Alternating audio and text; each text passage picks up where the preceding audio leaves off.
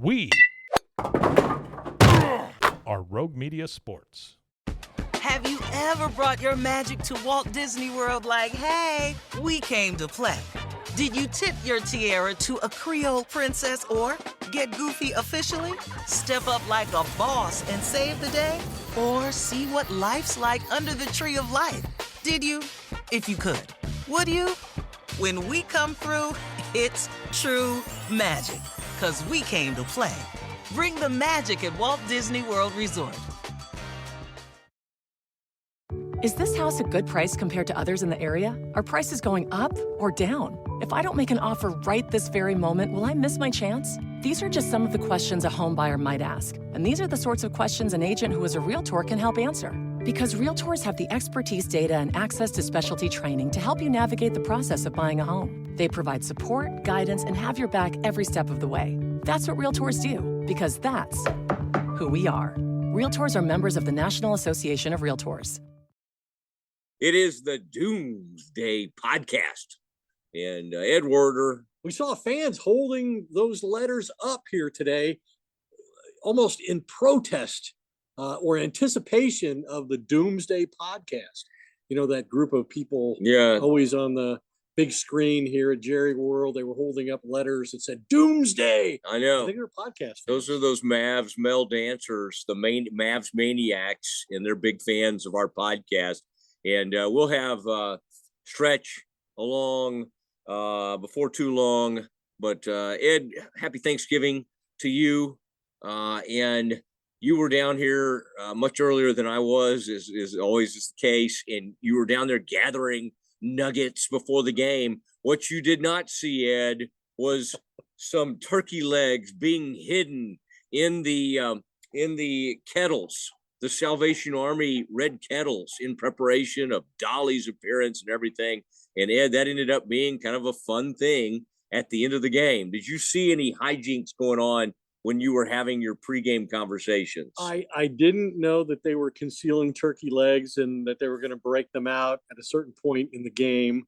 Apparently this idea started with Jake Ferguson, and it became very popular with the players and gained a lot of momentum. And then I think Dak said after the game, he took the idea to McCarthy to make sure it was okay with him. And at that time, McCarthy happened to be talking to Jerry here today at the stadium pregame. And of course, Jerry loved the idea. So now what can McCarthy do, right? The starting quarterback and his owner want to do this. And so he approved it, provided, of course, the right circumstances were in play. The Cowboys had clinched the game, which clearly they had. But no, I did not. Although I was standing with Tad Caper. Yeah, the PR director. PR man. And Scott Agolnik, his assistant, came up at one point with a phone and he said, yeah, I've got it set up. And he looked at me kind of oddly. And I knew something was going on that I was not supposed to be made aware of in full. And apparently it was that thing. But one of the things that did happen, and I think this is when the turkey legs came out, if I'm not mistaken. But one of the things that did happen was I saw Al Harris. He's the cornerbacks coach, and he walks the field, former player for McCarthy in Green Bay, outstanding cornerback himself, has helped develop Trayvon Diggs into an all-pro. And today predicted to me before the game that this was the game that DaRon Bland was going to get his 5th pick 6 of the season and set the NFL record. Wow. He told me today before the game started, he thought it would happen against Washington and Sam Howell, who leads the NFL in interceptions and had a pick 6 last week. And so he was right. DaRon Bland goes into the NFL record book, into the kettle, onto Canton, turkey legs abound. So but I did not know that in advance. I missed that somehow. Yeah. Well, you were down there, and Sam Howell tried to make a tackle that went poorly, about as poorly as you would think, but that was the most drama this game had, and quite honestly to me, because he then had to fake out. I think that was former Alabama running back Brian Robinson down there trying to make a tackle, and there was one other player, and those were great fakes Bland made, both on the quarterback and then another fake to get in for the pick 6, and the place went crazy. That was a lot of fun. It is the Doomsday Podcast. It's Thanksgiving night. Chris Gross, please play the music.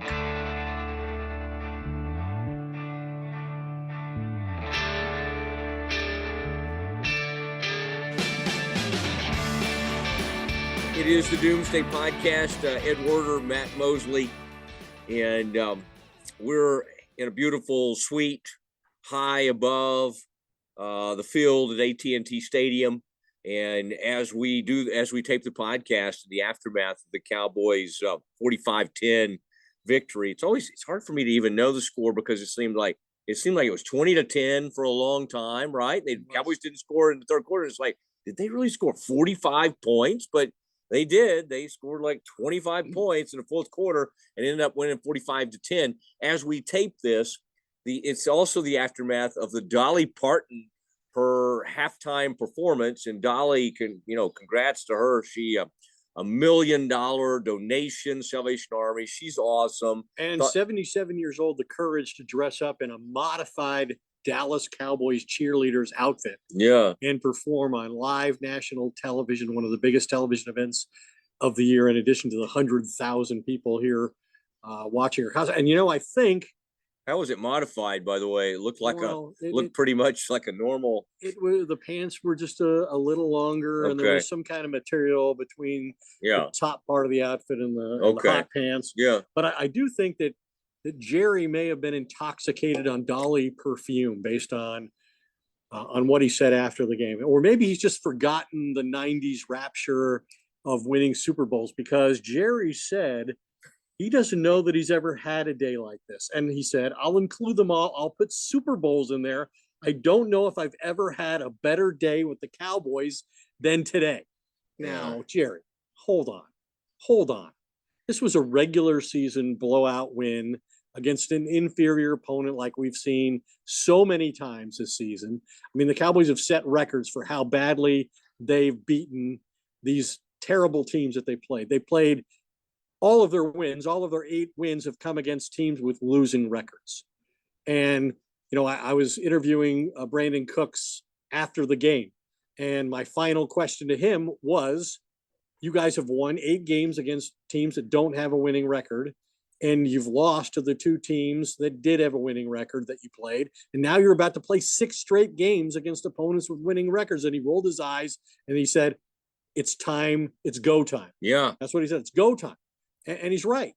We're going to find out in these next 6 weeks a lot more about this team and what it's capable of in the postseason, which is really the only thing that matters at this point. It would be exceptional if they won enough of these games that somehow they dethrone the Eagles and won the division, because this team needs to play at home in the postseason. They've won 13 consecutive games here. Mike McCarthy's made a big point of creating a home field advantage. What have they won? 6 games by 20 or more points this season, including every game that they've played here to this point. So this is a team that, and they're fortunate that the first 2 of the games are here. Next Thursday night, they play Seattle, which is going to have a winning record. And the next week they play the Eagles, which has the best record in all of football at 9-1. And Jerry said he thinks the Eagles are the most formidable team in the league from the Cowboys' perspective. But he also said he thinks that there's a handful of teams that have identified themselves, revealed themselves as legitimate Super Bowl contenders. And he includes the Cowboys in that, saying this team is certainly capable of winning the whole thing. And he based that, Matt, when I talked to him, you heard a lot more from him than I did. I caught him in kind of his second round.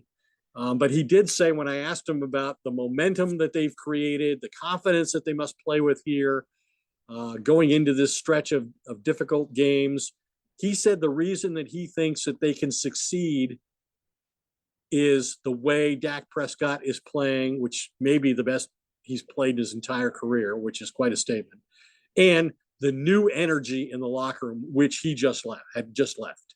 So we'll see, but I think we're going to learn a lot about this team in the next few weeks. I think we will, and it's why you and I have tempered things, and people said, I mean, and I even saw you have to kind of respond on Twitter, even saying, somebody's, because I think for some comment I had made on the podcast about DaRon Bland. And I mean, the greatness of DaRon Bland doesn't matter what quarterback. When you have 5 pick sixes, it does not matter who's throwing them. I mean, it's pretty amazing. Now, to your point on who they've played, I had who they've beaten this year. 3-8 New York Giants, 3-8 New York Giants. These are the wins. Washington 4-7, now 4-8. New England 2-8. Jets 4-6. Carolina 1-9. Rams 4-6. Chargers 4-6. And of course, they lost to a bad team in Arizona. Correct. In week 3.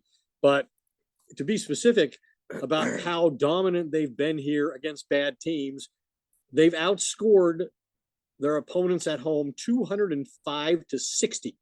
That's a point differential plus 145 at home. And according to the Elias Sports Bureau, that's tied for the second best point differential in any 5-game span at home in a season over the last 100 years. Oddly enough, the only team better, the 1966 Cowboys, who won 5 straight games at home by 148 total points. So the Cowboys are 3 points off that pace, but still just remarkably dominant. And I get the whole, hey, all you can do is play your schedule. And, if these teams you're playing are bad, dispatch them early. And they've done that. They've won convincingly against bad teams.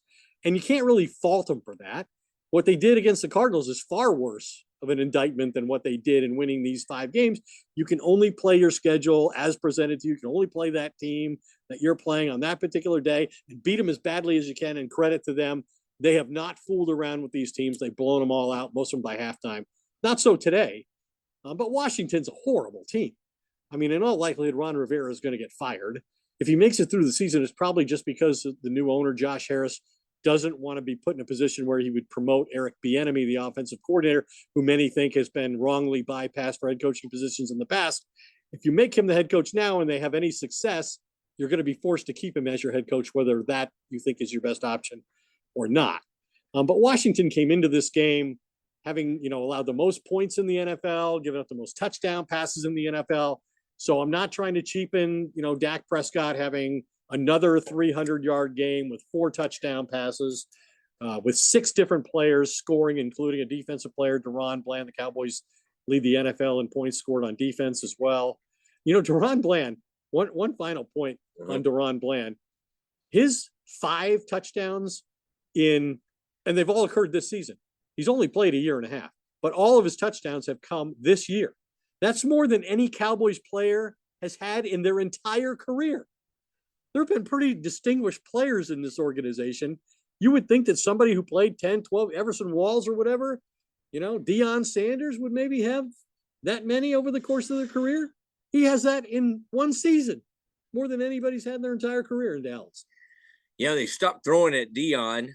Everson finished his career elsewhere. So who knows? If he'd have finished it here, maybe he'd have a chance. But 5 in one season is insane. It is an NFL record.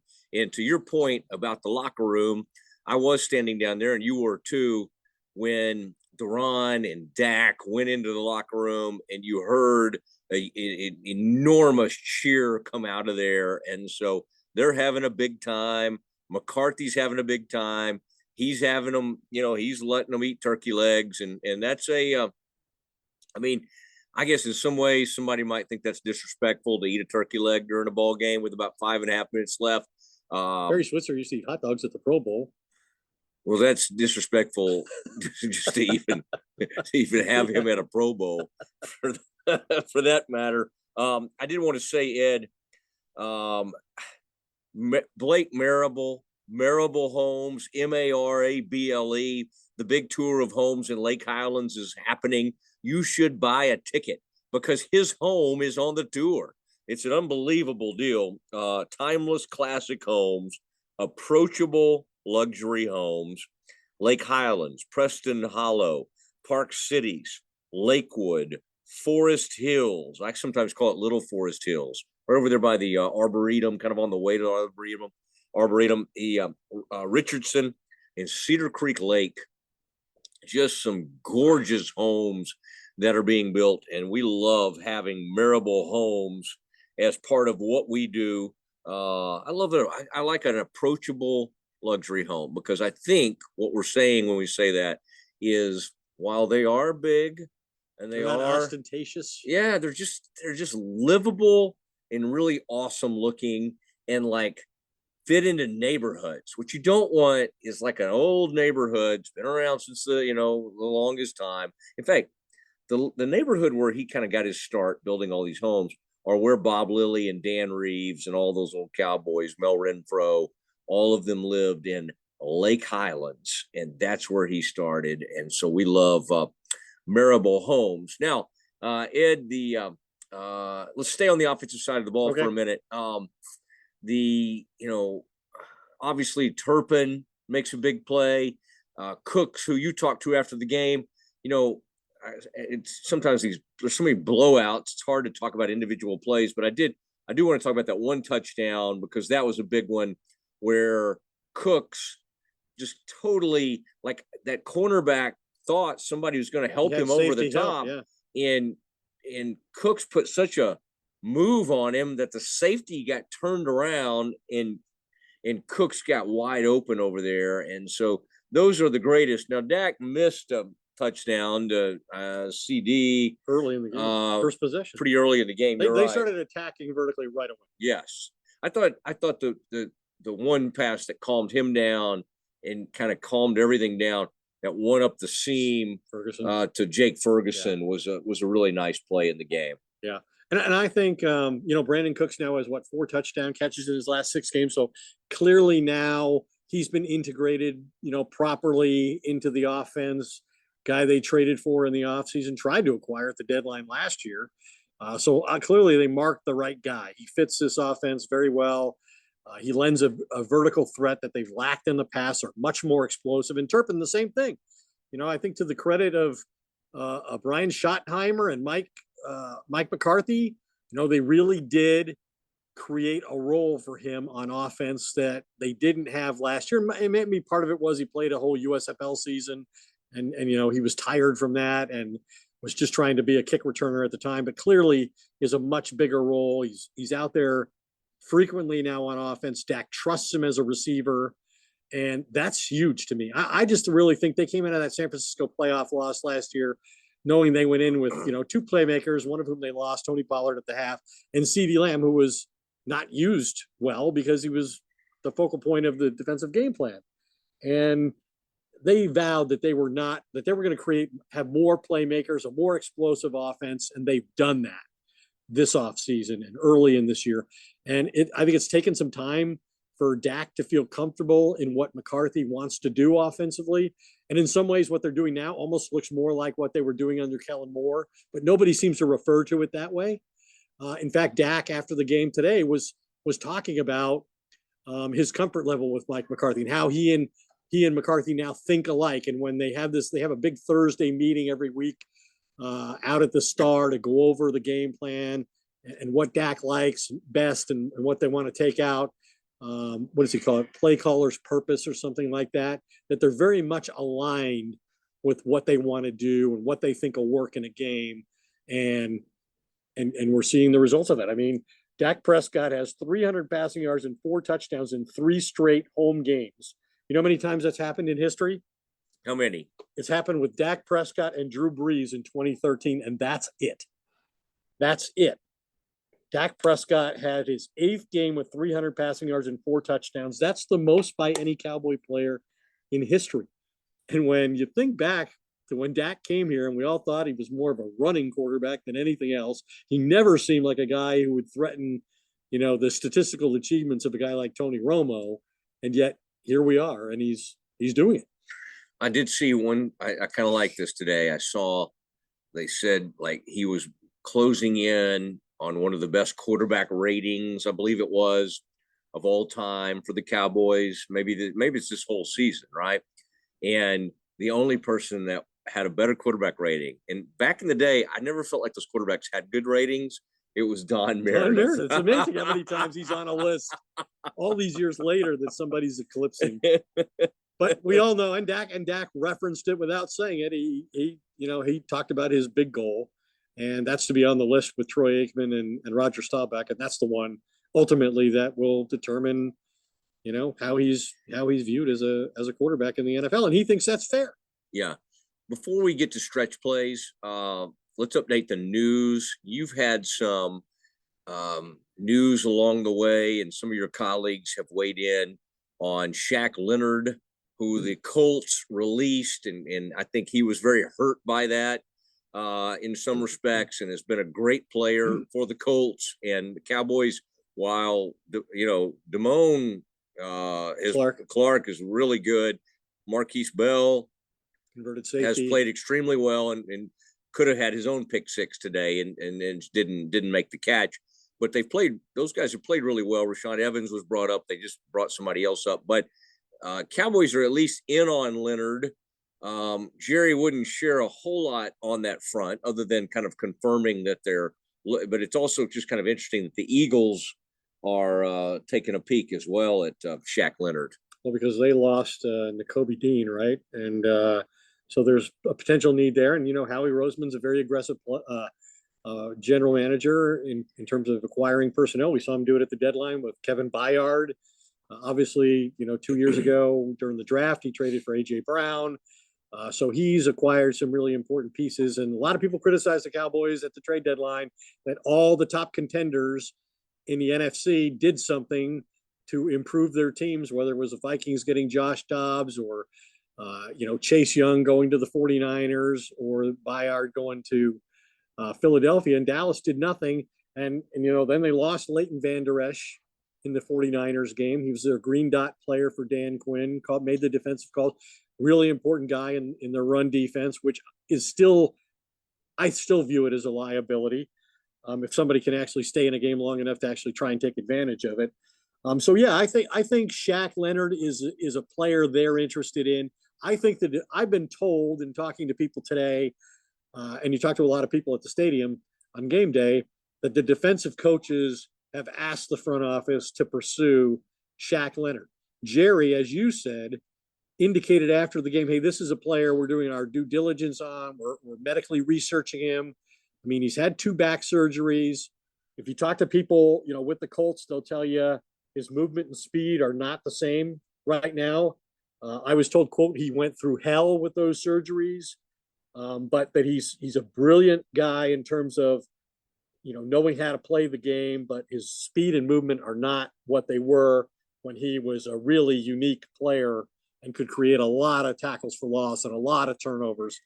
But I think the Cowboys view him as a good athlete, an instinctive player, a guy who could still run, who wasn't a great fit in Indy's new defensive system. And that was confirmed to me by somebody in Indy, maybe lacking some of the special traits that he had early in his career. But a guy who can still help the right team if he's put in the right role. And the Colts were using him on first and second downs. And that's kind of where maybe he would fit here. All right. It is time for something we do on a weekly basis, and people love hearing it. Boy, he has not been able to really hand out his harsh grades lately because Cowboys have been playing so well. It is Glenn Stretch Smith, and there's a part of this team that he really zeroes in on, and I think you'll appreciate this. It is now time for Stretch Plays. In the aftermath of the Cowboys, well, it wasn't dominating much of the game, and then suddenly you look up, it's 45-10 or something. I mean, it's just crazy. They have a way of just kind of burying teams, kind of waited till the fourth quarter, and then they kind of finally put this team away. I'm out at AT&T Stadium. Stretch has taken this in. Stretch, you watch him on WFAA on a weekly basis on that sports special tonight. He's been with family and had a good spread. Stretch, we'll talk about, DaRon Bland, NFL record, incredible ending to this game, some great passes from Dak that kind of ignited things late, all the fun. Dolly Parton, sure you enjoyed Dolly's performance, 77-year-old woman in a Cowboys cheerleader outfit. But Stretch, how would you grade that, Mosley? Oh, sure. How would you have graded that? A plus. My gosh. It's a remarkable thing what Dolly is doing at a later stages of life, and she is a woman. Age just doesn't really have any kind of impact on her. So I give everything about Dolly and A+, and enjoyed watching her this evening. And first Dolly concert I've attended. Stretch, what would you give Dolly?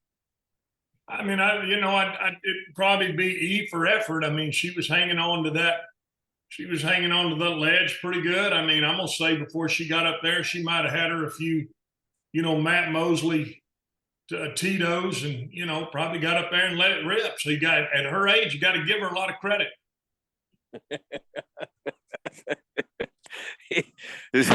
0.0s is what she was doing. She looked game ready for me. I'll tell you who else was game ready, Stretch. And you always bring a interesting slant. Sometimes you zig when we think you're going to zag.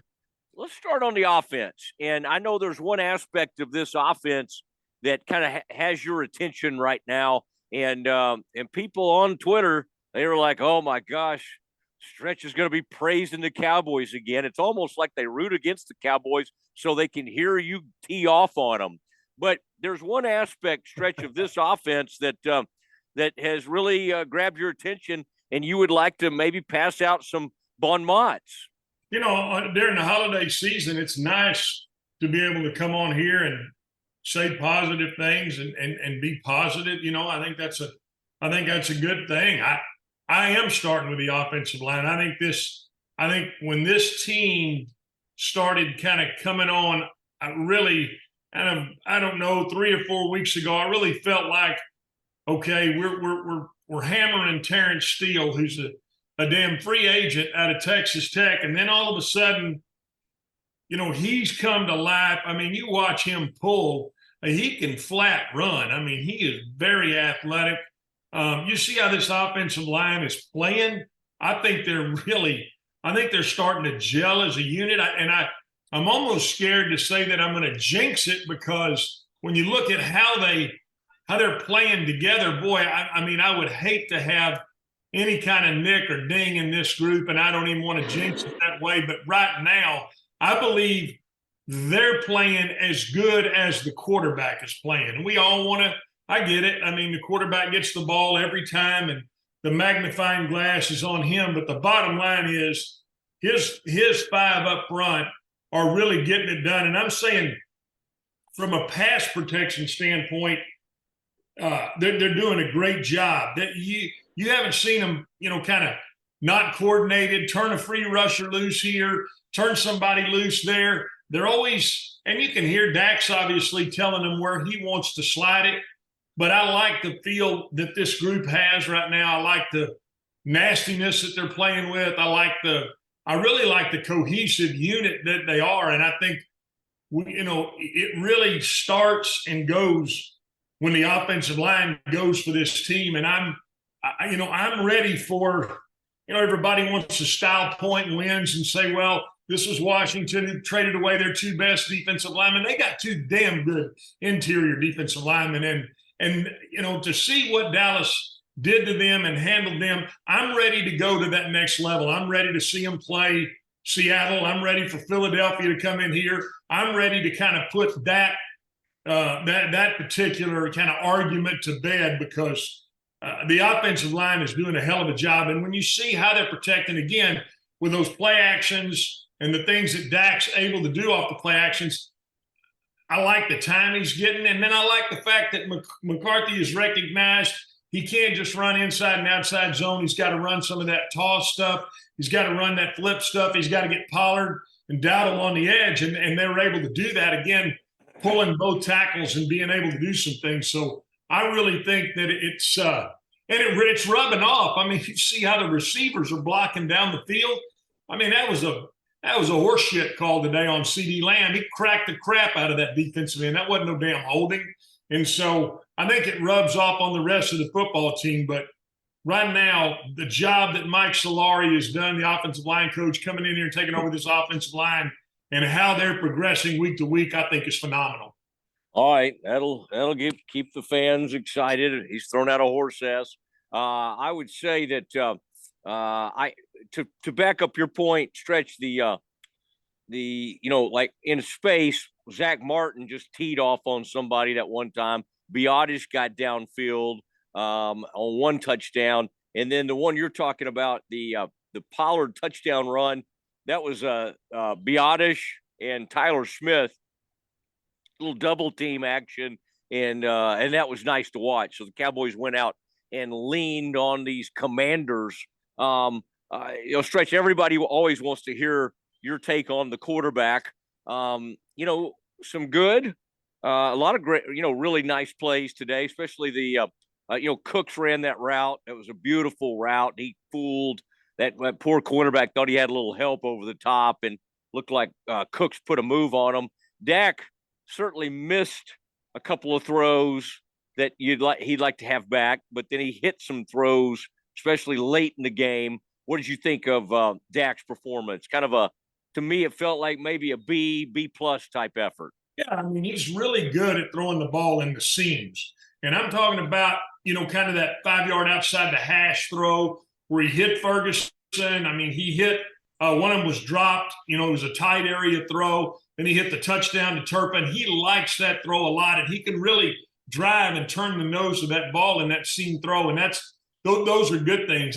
It concerns me that he's, the deep ball that he missed, the 2 deep balls he missed early in the game. Now, one of them it looked like CD kind of pulled up on, and you got to get your receivers really knowing that, hey, man, I'm going to cut this thing loose, and don't be afraid. You're not going to outrun my arm. And so having the confidence, I believe that will get corrected, and I'd like to see some better, more accurate throws outside the numbers on that deep ball like he does in those seam routes. But overall, you can tell just how he comes to the line, how he's taking command of the offense. You got to give him a lot of credit for that. And I think I've been critical of Dak at times, but right now he's playing really good football. But what I like above how he's playing is the fact that he's commanding control of the offense. And I think that's a very good thing. The receivers, I mean, it's good to see Brandon Cook stay involved. Gallup, I mean, I like seeing Brooks in the game. I like seeing Tolbert in the game. I love seeing Turpin. I like when you start rolling those guys in there, because all of a sudden with those fresh legs, you are going to have an ability to push the ball deep, and it doesn't just need to be CD and Cooks, Ferguson. He's got a feel for all of those guys, and it feels like he's got and starting to develop a really good connection with Brandon Cooks. So, I do the receivers and the quarterbacks together, giving them a B. I think the tight ends did a decent job today, and I overall I would give that group all together and give all them Bs. But I'm giving this offensive line an A because I really feel like that's the difference in the direction that this offense is going right now. All right, and Jalen Brooks, even as you said, when they rotate these some of these young receivers in on a play that Washington actually looked like they're going to break up the pass, ball gets tipped, and Brooks is Johnny on the spot, makes a great catch. That was a nice play. Let's go over on the defensive side of the ball. One of the things you've really liked is just the way they can rotate so many players in there. So many of these guys are a big part of the pass rush, and kind of a rare type thing happened. Now, Jonathan Hankins, once upon a time when he was with the Giants back in the day, I looked this up, Stretch, you'll be proud of me, had a 7-sack season. But other than that, that's really not been a huge part of his game. He's a run plugger, run defender. He had 2 sacks in this game.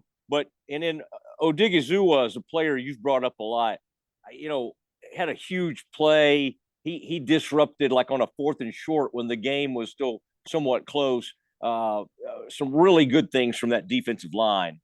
Yeah, Odigizua is a really big guy who can get lean and thin, and really, when they run those, when Quinn calls those run stunts, he's very good at quickness with his hands, quickness getting to the point. And they take him out in those pass rush situations too. But I don't have any problem when you leave him in there, because he is a space eater, gets after it. It's still good to see Armstrong, Lawrence, Sam Williams, Fowler. I mean, like I said, we just keep rolling guys in there. Mosley Smith is in there late in the game. I mean, you see Damone Clark. I mean, there's a lot of guys with this defense that, I mean, they're just calling names all over the place. And I like that Washington ran the ball a little bit again successfully on them, because I think that's something that Dallas is going to have to continue to work on. And especially, if Bell, has to be kind of that starting linebacker taking the place of Van Der Esch, his absence. So I think overall the Cowboys front seven is very physical, and if they get you in a passing situation, I mean, it is a feeding frenzy, and you see those guys pin their ears back and just get after the quarterback, and really that's the name of the game. I mean, we can say what we want, and I don't like it sometimes when they run that crunch play. They, kind of move the tight end, kick the defensive end out, and they're able to run the ball in there for 8 or 9 yards. That gets a little frustrating. But what I do like is the patience of Dan Quinn. Washington had a 15 play drive where the quarterback scored on that option. But I mean, it doesn't affect Quinn and how he calls a game. He just kind of stays in with what he does. And that front seven just keeps rolling in there and getting guys to the quarterback. So I think a lot of that starts to show, in these games late in the game. And then obviously, we know that Bland, sat on that out route and Hal floated that ball out there, and good for Bland picking it off and going and scoring with it. I mean, that's a heck of a play. But I tell you something, I saw some things today out of Jordan Lewis that I like. I mean, he looks like he's kind of getting to the point where he's feeling good enough to, stick his plant foot in the ground and go drive on the football. I see some things out of, again, Curse, Wilson, Malik Hooker. Those guys are so physical. And obviously, Stephon is I think he's such a good technique player. You saw he kind of got beat on that stutter go, but you saw him make the ground up. Then you saw him split the guy's hands with his hand, and then you saw him tip the ball away. I mean, everything, it's like what he did once the guy got by him literally is a coaching clinic. Okay, put your head down, go make up that ground. Okay, he looks for his eyes widen to see the ball. You put your hand in between his hands, you turn your head, knock the ball away. I mean, it was a picture perfect thing to see. So I just like what they do defensively. I mean, it is really I think a lot of the things that they do are really technically sound, and they're sound because they're being coached well. All right, and to your point with Curse missing that game, first game he's missed today, Wilson, Hooker, that Wanye Thomas, you're right. They just kind of they shuttle people in there. Mukuamu, yeah. Oh, he was in there. Right. He was in there as well. And interestingly, Stretch, to your point about the secondary, did you realize that Curtis Samuel is the first 100-yard receiver that against this defense the entire season?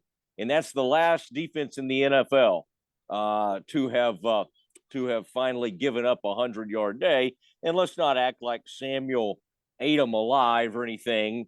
Didn't really amount to much, but that just shows you the consistency they've had.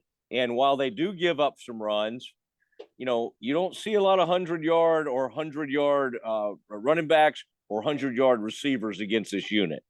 Well, and again, what I want to continue to see is when, like today, when Curse is out, that they do still have really good run fits, because obviously, I mean, they're a man team, and those two safeties got to come downhill and make those plays. And so, again, whether they've got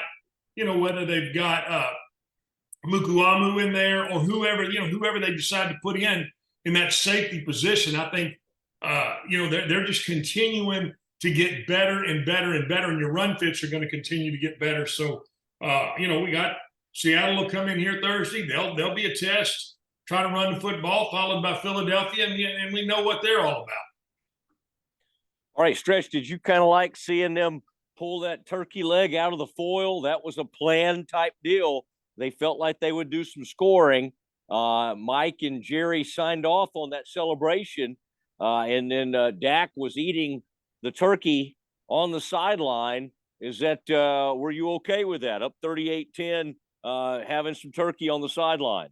Not really, Mosley. Thought it was kind of Rudy Poo butt, to be honest with you. But, I mean, everybody's kind of got a way that they need to celebrate. And if that's, if that's what they felt like they needed to do was, bring attention to the Red Kettle campaign and jump in there and pull out a turkey leg. I've seen you have one of those at the state fair. So, nothing wrong with that. What'd you have tonight out in Parker County? What was kind of what was the big ticket, would you say? Well, the thing is Mom threw a little curveball this year. She went, she cooked a traditional dressing. We had cranberry sauce. She had all those twice baked potatoes and all that.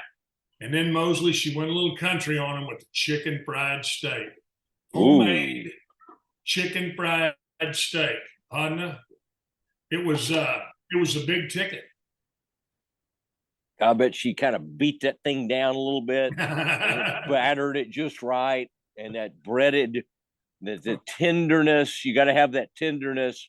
Wow, that almost makes me want to drive out there this evening. I'm in Arlington right now at AT&T Stadium. Could probably be there in about 25 to 30 minutes. So come on, Mosley. I'll make sure we get you one on the grill.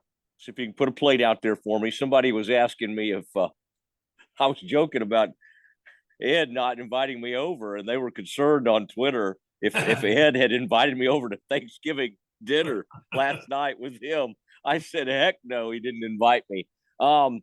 Stretch, always appreciate you, and have a blessed holiday.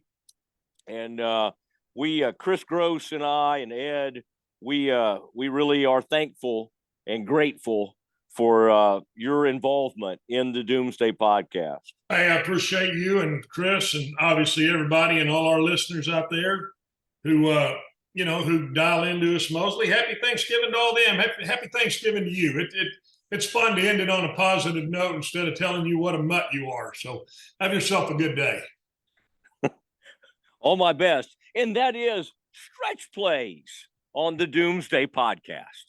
And Ed, always good to kind of see what the Stretch family is up to out there for their Thanksgiving. I don't know what kind of I guess we gave the Doomsday Censor the holiday off. Yeah, we Chris Gross is a guy that's connected. He's a very spiritual man, much like myself. And so I think he was wanting to maybe bleep some things out, but we need to let Stretch be Stretch. And some of the same things that can get you banned on Ed's Twitter list, we're going to allow tonight. All right. Thanksgiving. Ed's been known to ban some folks. Okay, Ed, another runaway game. I mean, I think next Thursday we can keep saying, oh, they beat a bad team. They beat a bad team. I mean, obviously you got Eagles coming up. That'll be a really good team. And some people think that's the best team in the NFL right now. Including Jerry. And so that'll be interesting. But I mean, I think this kind of works out perfectly because you play Seattle, a kind of like mediocre, but I guess you could argue it's the best team you have the chance to get your best victory of the year against Seattle before you get ready to play. In terms of quality opponents. Yes. And I think we've as we've said, they know how to play Philadelphia. They're comfortable matching up with Philadelphia, especially, at home. I mean, they almost beat Philadelphia up there. They had a chance. Dak had the ball in his hands in scoring position at the end of the game, and they couldn't pull it off because they had a couple penalties and he took a bad sack, and maybe they mismanaged their best opportunity to win that game. But they beat the Eagles, this version of the Eagles. I don't think they fear the Eagles, even though the Eagles are 9-1. If they don't win that game, there's virtually no chance they're going to win the division. And then you're stuck being a wild card and facing the prospects of playing, all your games away from home, where the Cowboys so far have taken all of their losses. All three of their losses have come on the road, and they've been a rather mediocre team. They're 3-3 on the road. So they need to try to get as many games here as they possibly can. And, to the point about Dak, and attacking Washington today right away, vertical passes twice in the first series. He averaged a career high 13.9 air yards per attempt in this game. Went 8 for 14 for 213 yards, 3 touchdowns, throwing the ball 15 or more yards in the air down the field. That ties for the most such touchdowns in a game in his career. But again, nearly 14 yards per attempt, the best of his career. And I think the other encouraging thing as you're going into this stretch of games is that they've had some consistency on the offensive line finally. And Tyron Smith and Tyler Smith playing next together are just unbelievably good. In fact, Dak was only pressured 18% of the time in this game. That's a season low. And beyond that, he's thrown 111 consecutive passes, including scrambles, since he was last sacked. That's the longest streak in the NFL right now and the longest streak of Dak's career. The last time he was sacked on that ill-fated third to last play of the game against the Eagles when they lost in week 9, that situation I just referenced that they botched that gave them a chance to win the game that they threw away. Yeah. Well, the cleaning staff is now in the It's room. okay. We work through that. If you're gonna be in a luxury suite, some point they're gonna kind of clean it up. And we again appreciate Jim Nation family, Jim and Sally Nation. Their family had a Thanksgiving celebration in here earlier, and then I visited with them and said, "Hey, are we good tonight?" And they said, "Come on." Nice. Werder and Mosley, the Doomsday Podcast. So we love the Nations and appreciate them, and they're huge. They've done like all the refrigeration for the entire stadium, so it's kind of a cool thing. But so yeah, that's all of that is. One thing I wanted to bring up defensively for the Cowboys, Hankins with 2 sacks. Jonathan Hankins of all people. They acquired him to stop the run plugger and run stuffer. And I did look back, Ed. I thought you'd appreciate me kind of doing some research on Jonathan Hankins, and he did have a season with the Giants where he had a 7-sack season, if you can imagine it, like in his second or third year in the league. And but I think this gets him up to about 16 sacks for his career. Has he ever had a multiple sack game like he had today? Do you know that? I looked, and I was having to go game by game, and I got tired of that at some point. Well, I don't want to criticize the research you did. I appreciate that. But I would think you have to go back to 2014 to have a chance at, because he had 7 sacks that season. Yeah. And he's got he came in with 14 and a half. I think he had 2 today, so 16 and a half. They continue. I mean, their pass rush. Well, we should mention Micah's achievement, Micah Parsons. Okay. He had a sack and a half, so that gives him 11 and a half this year, which means he's had at least 11 and a half each of his first 3 years, and only one other player in NFL history has done that. Do you know who it is? Okay, say that again, though. He's had only one player in NFL history has done what Micah has in terms of starting your career and having at least 11 and a half sacks in each of your first 3 seasons. Okay. It's the best of the best that he's matched. I would guess Reggie White. You are on it. You are on it. Yes. That is correct. I mean, you were building to something, and I just felt like that's a level of greatness above almost any pass rusher of all time. You know, Reggie was the first, like, post. They just didn't even do sacks when Harvey was doing all his 1982. stuff. Yeah. And so even like Ed Jones, Harvey, and those people for the Cowboys that were doing huge sacks. I mean, yeah, you can go back and find their numbers, but it's a little bit kind of interesting to do that. But Reggie was like the sack monster. And then, of course, you know, after that, I would say Gastineau, Haley came along, you know, you just had guys that started putting up huge numbers, and that would ultimately get to Strahan. Yeah, Dolman, certainly. Strahan had the huge, although I never did, you know, Favre helped him on one, as I recall. That's what Favre does. He helps people. Well, helps himself, quite honestly. Stop it. Yes, folks. Those are just allegations. Okay. Oh, well, I think we've proved some of that. I did want to say real quick, Ed, Hudson Financial Group. HudsonFinancialGroup.com is where you can find him. Randy Hudson and his family. We got wealth managers on this supporting the show. We got custom home builders supporting the show. Luxury home builders. But Randy has, it's since 1988. He was a guard for Corky Nelson at University of North Texas in the 80s, and he was good. He was a heck of a player. And now he's helping them, NIL, collectives. He's right in the middle of it. They focus on, and they have UT and alumni in all 50 states, and they handle a lot of those clients. So if you went to UNT and you want somebody you trust to take care of you, both like home, auto, life insurance, all of that is great. And one of the great things they do, they reduce taxes.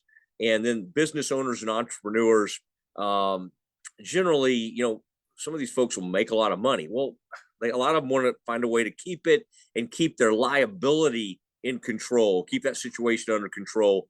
And that's what Hudson Financial Group does. And go to HudsonFinancialGroup.com, Heath, Texas, right out there, kind of outskirts of Rockwall, looking out over that lake. You've been over that lake. I've been to Rockwall before, yeah. Yeah. Love eating out there. You're like just kind of sitting there at Gloria's or wherever on that lake. But Hudson Financial Group, great sponsors, great friends. Ross is a good friend of the show. Appreciate the Hudson family, everything they do. Cowboys improve, Ed, to 8-3.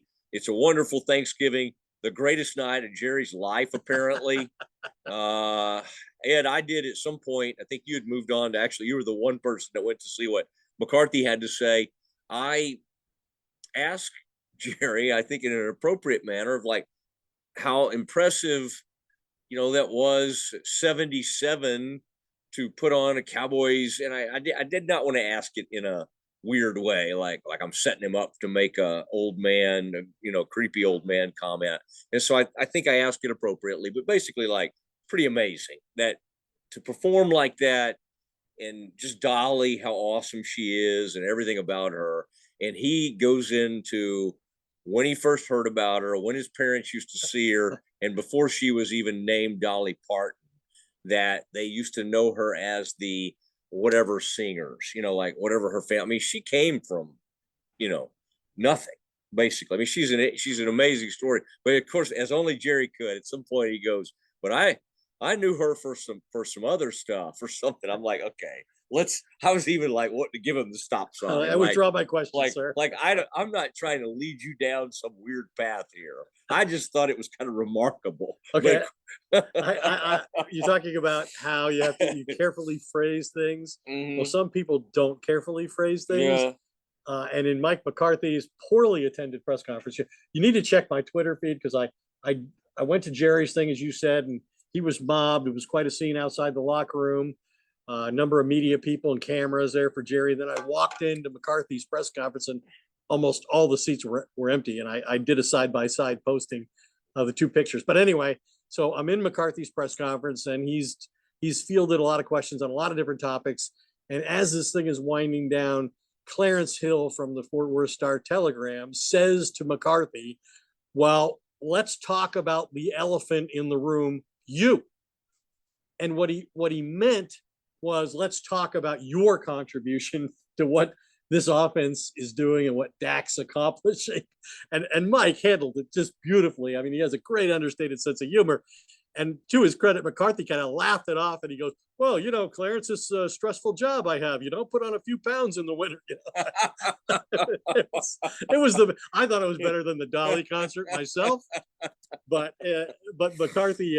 McCarthy's handling of that with humor was just so wonderful to watch. Nice. Yeah, it was great. Nice. It was a great moment. I'm going to go back and, I mean, I generally don't go back and look at McCarthy news conferences, but I think, and it's at the very end. By the way, if you're talking about poorly phrased questions, you're not shocking me with who you brought up.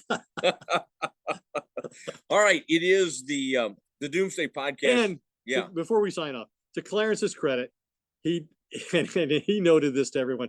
He's like, I got a good answer. And he did. McCarthy was yeah. good. McCarthy gave him a good answer, but it was just an awkward, insulting beginning. Like if you said that to Belichick, I don't know what the consequences might have been. Yeah. If you'd have potentially insulted, even if you didn't mean to, and Clarence didn't mean to insult McCarthy. Yeah, but it was just the way he praised the whole thing. But it was a great moment. Mike handled it well. Everybody's happy.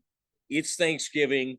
Now, when you and Jill, you're a guy that you love to go out to eat. You do appreciate a great restaurant, but Jill is someone who can prepare a very nice meal. From what I've always wanted to come over, but I've heard great things over the years.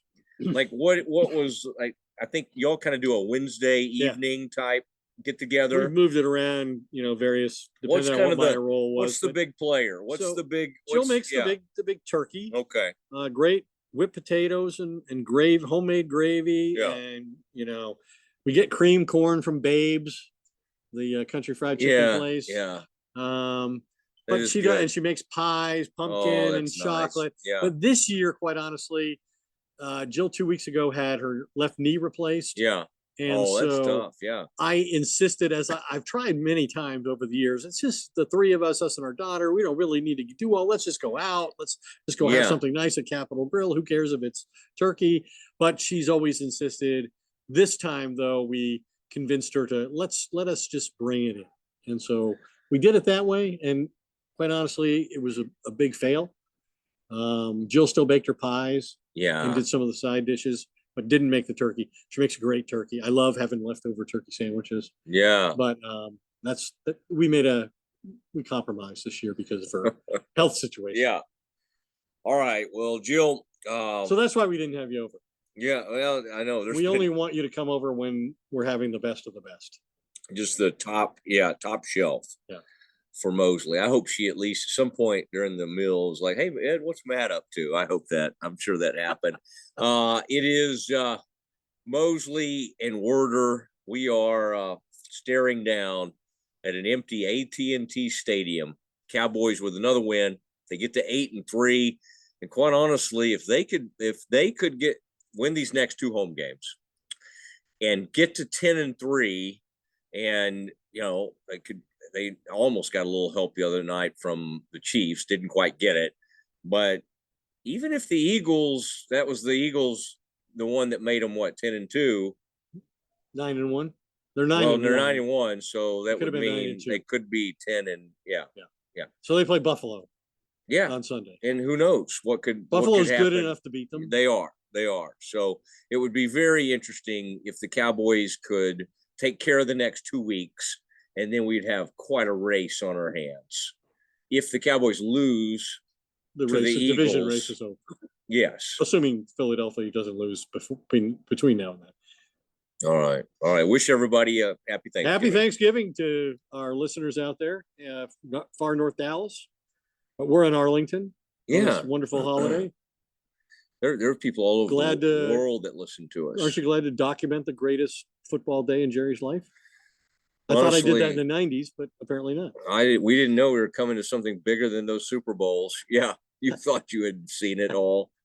You hadn't. Forget about the triplets. Tonight, you had DaRon Bland jumping into a red kettle. Oh, man. And thanks to the Legends Hospitality. They're the ones who provided the turkey legs that they put in those kettles. Yeah. Well, we missed Zeke. We had to have something to do with the kettles. I mean, Zeke. Is Zeke still with the Patriots? Yeah, he's still with the Patriots. Is he still with us? They don't score any points, but he's still there. His career continues. He continues on feebly. They're 2-8. Belichick's are 2-8. They're just running out the string. Okay, next Thursday night, we'll have another Doomsday Podcast. I'll be here all day. We appreciate Chris Gross. Tremendous job. You are still there, right, Chris? On a holiday. Chris left us about an hour ago. He hit record. He's like having some late night leftovers with his family. Appreciate Chris Gross, and seems like everybody involved with this podcast right now went to TCU. That's not something I was looking to do, but they are good people. All right, for Ed Werder, I'm Matt Mosley and Chris Gross. Good night from Arlington, Texas. Justin and so good. thousands of spring deals at your Nordstrom Rack store. Save big today on new arrivals from Kate Spade New York, Nike, Sam Edelman, Free People, and Madewell, starting at only $30. Great brands and great prices on dresses, denim, sandals, designer bags, and more. So rack your look and get first dibs on spring styles you want now from just $30 at your Nordstrom Rack store. What will you find? A lot can happen between falling in love with a house online and owning it, between imagining living there and breathing in your new home for the first time. Having an advocate who can help you navigate the complex world of financing, inspections, negotiating, analyzing the market, and talking through any anxieties that may pop up, that can make all the difference. That's what the expertise of a Realtor can do for you. Realtors are members of the National Association of Realtors and bound by a code of ethics, because that's who we are.